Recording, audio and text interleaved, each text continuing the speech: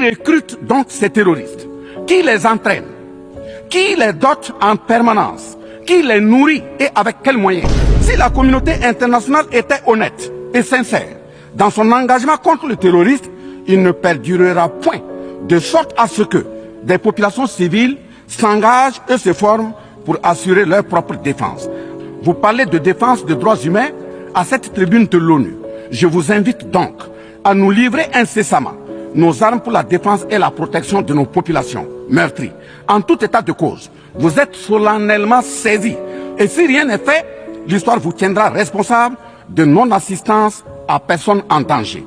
Monsieur le Président, Monsieur le Secrétaire général, ce tableau peu reluisant de cette communauté internationale, caractérisée par la non-assistance à États en proie au terrorisme, l'hypocrisie internationale, la suprématie de quelques puissances au sein de l'ONU, la complicité au pillage de l'Afrique, etc., ne commande-t-il pas la traduction de cette communauté internationale devant la Cour pénale internationale? En un mot, notre sécurité sera assurée par nous-mêmes en priorité et non par quelqu'un d'autre. Sur la question de la présence de Wagner au Burkina Faso, chantée par une certaine presse téléguidée depuis l'Élysée, je répondrai ceci. Oui, Monsieur le Président, c'est nous les Wagner du Burkina Faso.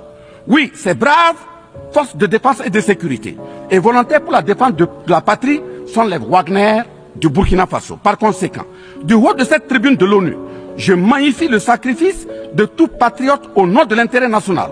Je salue vivement la mémoire de tous ceux qui sont tombés les armes à la main et magnifie le courage et l'intégrité de ceux qui sont toujours en vie et foncent inexorablement et de façon sacrificielle vers la victoire de notre peuple et la sauvegarde de notre patrie.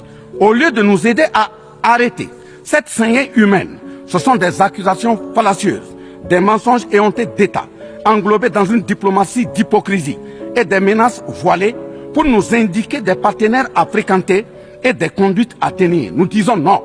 Au nom de la même charte des Nations Unies et du droit international que vous évoquez tous et toutes ici à cette tribune, les peuples africains en général et sahéliens en particulier sont résolument engagés à assumer absolument et pleinement leur émancipation totale pour un progrès social véritable. Ainsi, le Burkina Faso liera de façon souveraine ses partenariats avec qui il veut et achètera ses moyens de défense avec qui il veut. Qu'un pays s'appelle Russie, Iran, Turquie, Azerbaïdjan, Cuba, Nicaragua, Corée du Nord, le Burkina Faso y achètera et y vendra librement ses produits sans intermédiaire, encore moins une autorité